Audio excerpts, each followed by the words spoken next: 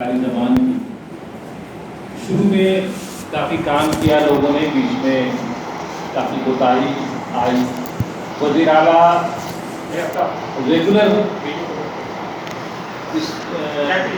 इसको मॉनिटर करते रहे हैं कि इस ज़बान के फ़रोग़ और इस ज़बान के फैलाव में क्या क्या काम हो पाया है।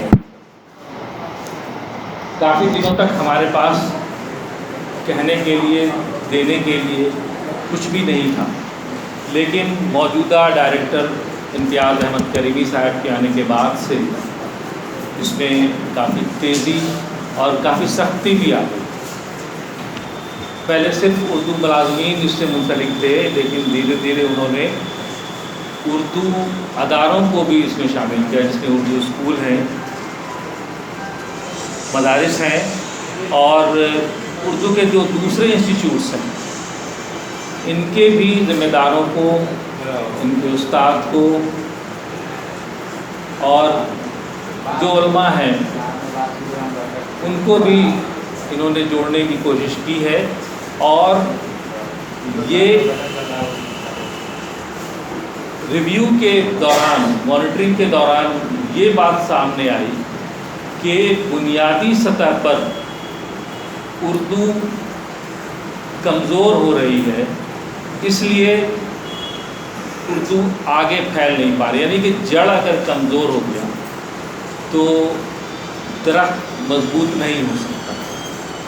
तो ज़रूरत इस बात की है कि बुनियादी सतह पर उर्दू को मजबूत किया जाए, उर्दू को फैलाया जाए, और इसके लिए सबसे जो अहम रोल जिनका है वो बुनियादी स्कूलों में, यानी हाई स्कूल लेवल तक के जो असातिज़ा कराम हैं, उनका रोल सबसे ज़्यादा अहम है। इसीलिए ख़ास तौर से जब पंचायत शिक्षक या प्रखंड शिक्षक की बहाली शुरू हुई थी, तो शुरुआत में उर्दू टीचर या उर्दू शिक्षक करके अलग से कोई रोस्टर नहीं था। बाद में उर्दू शिक्षक का जब से रोस्टर बिंदु तैयार हुआ, तो बाद में उर्दू टीचर का रोस्टर भी तैयार हुआ कि उर्दू अगर प्राइमरी लेवल पे, मिडिल लेवल पे पढ़ानी है बच्चों को, तो उसके लिए ख़ास तौर से ऐसे असातिज़ा कराम भी स्कूल में लाना होगा, जिनका काम ये है कि वो उर्दू ज़बान व अदब की तालीम दें और उर्दू में दूसरी जो किताबें हैं निसाब की, वो भी। इसलिए ज़्यादा अहम हो जाता है आपका रोल। और उसी हिदायतनामे के तहत जो डायरेक्टरेट की तरफ से हम लोगों को जारी हुआ है, और ये हिदायतनामा डीएम से लेकर डीपीओ तक को उनकी तरफ से जारी होता, बल्कि ब्लॉक एजुकेशन अफसर तक के नाम से चिट्ठी आती है कि आप बुनियादी लेवल पे उर्दू के फ़रोग़ के लिए, उर्दू तालिब इल्मों को मयारी तालीम दिलाने के लिए, उनको किताबें फ़राहम करने के लिए आप क्या क्या काम कर रहे हैं और क्या क्या काम नहीं हो पाया है, उसकी भी रिपोर्ट भेजी जाए। तो उर्दू स्कूल में बुनियादी तौर पर 2-3 काम है। सबसे पहला काम तो ये है कि जो भी स्कूल है, चाहे वो उर्दू स्कूल हो, चाहे हिंदी स्कूल हो या जनरल स्कूल हो, सभी स्कूलों का साइन बोर्ड नाम वो उर्दू ज़बान में भी लिखा जाए। स्कूल का नाम, स्कूल में जो प्रिंसिपल के बैठने की ऑफिस है उसका नाम, और बाकिया जितने भी ज़रूरी हिदायत हैं या नोटिस है, वो उर्दू में भी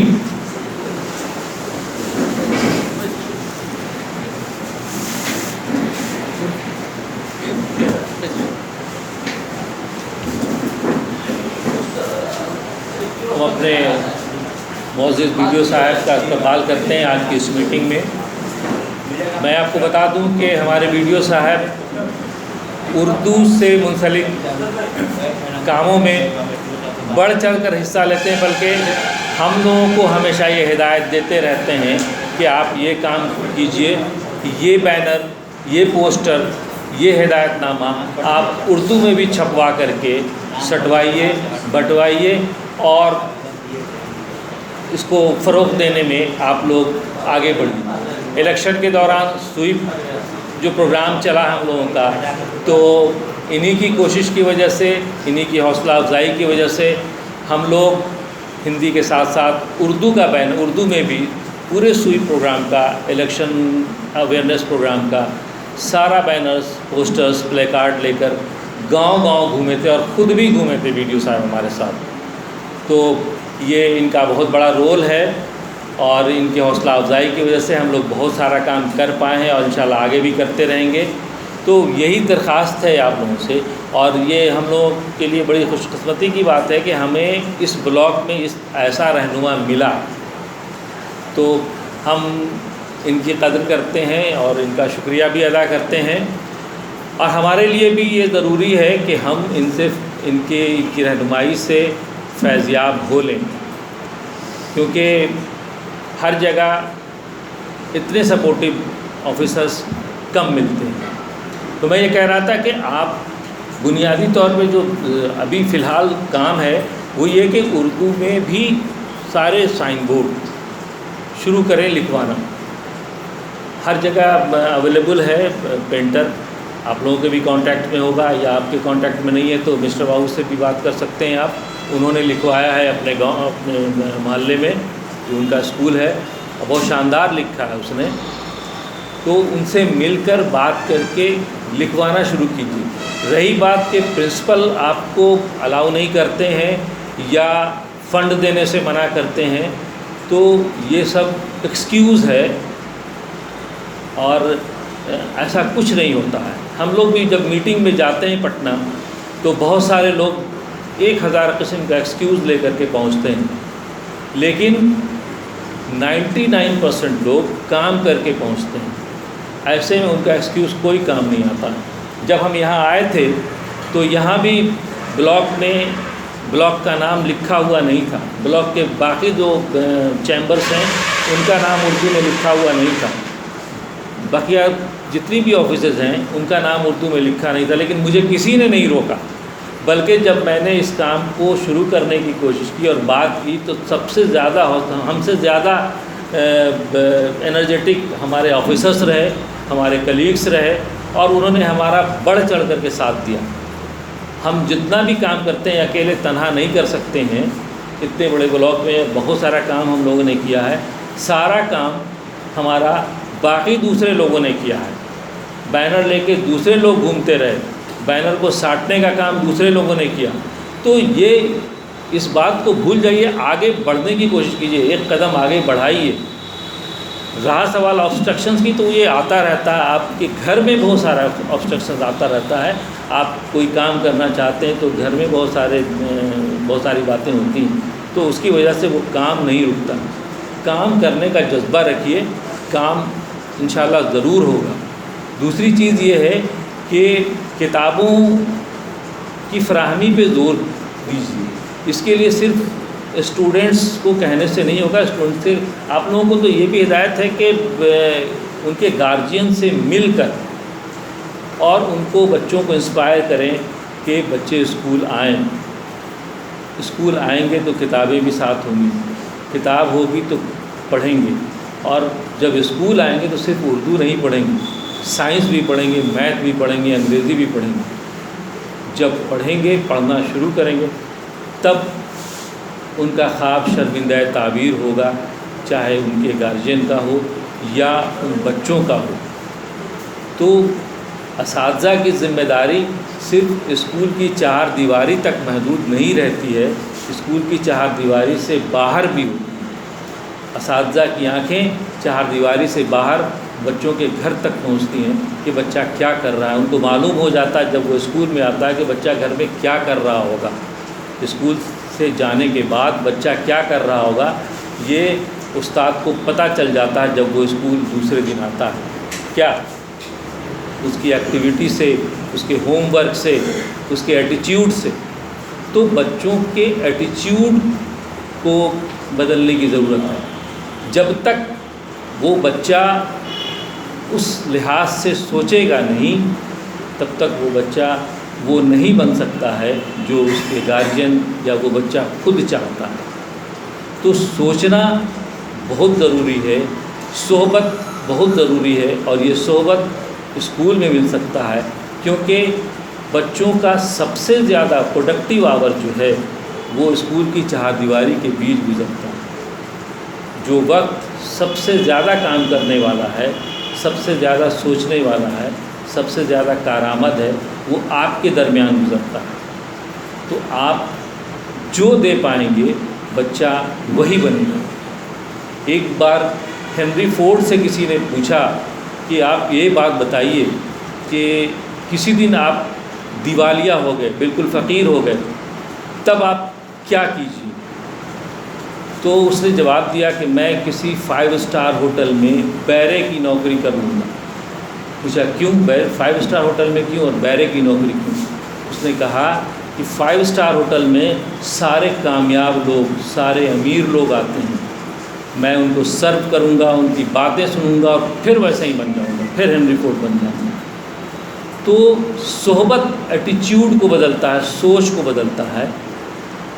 आपके दरमियान कम से कम 6 से 8 घंटा बच्चों का गुज़रता है, और ये बहुत इम्पॉर्टेंट आवर है। इसलिए आप सिर्फ किताबी तालीम पर ही तवज्जो नहीं दें, उनके एटीट्यूड, अखलाक, उनके एतबार को भी संवारने का काम करते हैं आप, और आप ही का वो आईना होता है जब वो स्कूल से निकलता है। वो लोग कहते हैं कि ये फ़लाँ स्कूल का बच्चा है या ये फ़लाँ स्कूल का शागिर्द है। और जैसा कि जमाल साहब ने कहा कि जब वो कामयाबी की बुलंदियों पर पहुंचता है तो किसी IAS अफसर का पैर छूने नहीं आता, वो उसी गरीब उस्ताद का पैर छूने उसे स्कूल पहुंचता है। ये उस्ताद की बहुत बड़ी फजीलत है। तो इस चीज़ को, उस्ताद और शागिर्द के बीच के रिश्ते को कायम रखना और आगे बढ़ाना, ये बहुत ज़रूरी है। इसी सोच के साथ आगे काम भी करना है, और जो ज़िम्मेदारी उर्दू टीचर के तौर पर या उर्दू मुलाजिम के तौर पर हमारी है, उसको भी पूरा करना है। और वाकई ये तशहीर का ज़माना है, तो काम करके दिखाने से ही काम समझ में आता है। तो बैनर, बोर्ड्स, इसका काम शुरू कर दीजिए आज से जाने के बाद। और इसके अलावा उर्दू की किताबें भी बच्चों के पास आ जाएं, और कहाँ कहाँ से आ सकती हैं, जिनके पास किताबें नहीं हैं, ये भी कोशिश कीजिए, इसका भी पता लगाएं। शुक्रिया। अब हमारे दरमियान वीडियो साहब हैं, ये अपना ये बात हैदर बाबू बता ही दिए हैं। सभी आए हुए हमारे शिक्षक वृंद, हैदर बाबू, जमाल बाबू, बियो साहब, बेसिक चीज़ हम सबों को जाननी चाहिए। और क्योंकि हम पहले भी बैठक में बताए थे कि विविध विषयों का ज्ञान लाभकारी ही होता है। न केवल वह हमारे रोजगार परक दृष्टिकोण को बढ़ावा देता है, बल्कि एक क्षेत्रीय जो असंतुलन रहता है वहाँ भी बचाव की नज़रिए से श्रेयस्कर माना जाता है। ऐसी स्थिति में निश्चित रूप से जो भी विषय हो, आप जिस विषय के ज्ञाता हैं तो निश्चित रूप से उस स्कूल में दें। बहुत सारे लोग संस्कृत जानते होंगे, संस्कृत भी बताना ज़्यादा श्रेयस्कर होता है। जो उर्दू जानते हैं उर्दू बताएं, जो हिंदी जानते हैं हिंदी बताएं। तो ये बताने की ललक होनी चाहिए। अब जब तक आप में ललक नहीं होगा, बच्चे में ललक पैदा नहीं कर सकते। और बच्चे में ललक तभी पैदा होगा जब आप में करने की उत्साह होगी। उर्दू इतना बेहतर सब्जेक्ट, इतना बेहतर भाषा है, सब्जेक्ट नहीं भाषा है, जो लोगों को न केवल रोजगार उपलब्ध कराता है। अभी शिक्षक नियोजन का ही मामला देख लीजिए, हमारे प्रखंड में उर्दू की ज़्यादा रिक्तियाँ, इसका आशय स्पष्ट है कि इससे पूर्व उतने अभ्यर्थी नहीं रहे होंगे। तो स्वाभाविक है, संभावनाएं रोजगार के नज़रिए से भी ज़्यादा है और ज्ञानवर्धन के नज़रिए से भी, दृष्टिकोण से भी वह ज़्यादा उपयुक्त है। तो निश्चित रूप से बैनर की बात, तो बैनर कितने का आता है? 200-250 में बैनर बन जाता है। दीवार लेखन 150-200 में दीवार लेखन हो जाता है। और छोटे छोटे बच्चे को जैसे आप अ लिखाते हैं, तो उसी अ के ठीक सामने यदि नीचे उर्दू भी आप शब्द लिख देंगे तो बच्चे दोनों चीज़ को ग्रहण कर लेंगे। जैसे आम यदि आप लिख दीजिए और ठीक उसके नीचे उर्दू शब्द भी दे देते हैं, संस्कृत जहाँ से संस्कृत भी दे देते हैं, तो बच्चा तीनों चीज़ को कैच करता है और वह आगे जाकर के उसके लिए ज़्यादा फायदेमंद हो जाता है। और हमने समझते हैं कि समाज में इस तरह का या स्कूल में इस तरह का किसी प्रकार की भ्रांतियाँ रहती है। हो सकता है कुछ स्कूल अपवाद हों, लेकिन हर स्कूल के टीचर, अभिभावक भी चाहते हैं कि हमारे बच्चे का ज्ञानवर्धन विविध भाषाओं के स्तर से विविध भाषाओं में हो। तो निश्चित रूप से उत्साह की आवश्यकता है, ललक जगाने की जरूरत है और कर्म ही मूल चीज़ है। जब हम कर्म की ओर अग्रसर हो जाते हैं तो बाधाएं अनेकों आती है और बाधा अपने आप जब हम बढ़ते जाते हैं तो दूर भी होता जाता है। कोई भी कार्य आज तक आपने किया होगा बिना बाधा पार किए हुए नहीं किए होंगे। तो यह जो कार्यक्रम है, प्रारंभिक कार्यक्रम जिसको हम आप कह सकते हैं, क्योंकि वह व्यापक रूप धारण नहीं कर पाया है, तो इसमें भी बाधाएं होंगी। ऐसा नहीं होगा बाधाएं नहीं होंगी, लेकिन इसको उस रूप में देखने की जरूरत है और न्यूट्रली यानी निष्पक्ष भाव से, क्योंकि आपका नज़रिया सिर्फ और सिर्फ बच्चे का ज्ञान वर्धन कराने का होगा विभिन्न भाषाओं से। तो यह जब नज़रिया हम में आप सबों में रहेगा तो निश्चित रूप से समाज भी इसको एक्सेप्ट करेंगे, बच्चे भी इसको ग्रहण करेंगे और बच्चे आगे बढ़ करके निश्चित रूप से विषय का जो चयन होता है या जॉब की जब बात होती है तो उस दिशा में भी सफलता प्राप्त कर लेंगे। तो हमारी ओर से शुभकामना कि आप लोग इस दिशा में आगे बढ़ें और बैनर, पोस्टर, दीवार लेखन बहुत बड़ी बातें नहीं है। इच्छा शक्ति, इरादा मजबूत यदि हो तो वह विभिन्न इच्छा शक्ति के माध्यम से वह समाज में ही या स्कूल के परिवार में ही आपसी तालमेल के मालूम में वह हो जाता है। जैसे स्वीप कार्यक्रम या बहुत सारा कार्यक्रम हम लोग चला है, तो हम लोगों का ये चीज़ हुआ कि नहीं, इसको भी यदि हम लोग दे दें तो विभिन्न भाषाई लोग हैं जिस क्षेत्र में, कोई उर्दू जानने वाले हैं, बहुत सारे लोग हिंदी अभी नहीं जान पाते होंगे, लेकिन उर्दू कुछ टूटी फूटी भाषाओं को पकड़ लेते होंगे, पढ़ लेते होंगे, तो वह भी कारगर रहा। तो इससे ज़्यादा बेहतर आया और बेहतरीन आया और स्टेट में भी प्रखंड का नाम, न केवल प्रखंड का नाम रोशन हुआ बल्कि जिला का नाम भी रोशन हुआ। तो ये सब चीज़ दिखता है, छोटा छोटा चीज़ करते करते ही लोग आगे बढ़ जाता है और यह भी उस आगे बढ़ने का एक कड़ी है जो छोटी सी इकाई से हम शुरू करके एक बड़ी इकाई के रूप में तब्दील कर देंगे। और बच्चे आज हमें इच्छा है कि मैं भी कुछ जानूं, लेकिन यदि मैं बचपन से थोड़ा थोड़ा जानता रहता तो आज न 100%, 50 से 60-70% जरूर जानता। तो ये ललक बच्चे में नहीं पैदा की गई, हम लोग समय समझ नहीं पा रहे थे। तो अभी यदि आप बताएंगे तो बच्चे जानेंगे।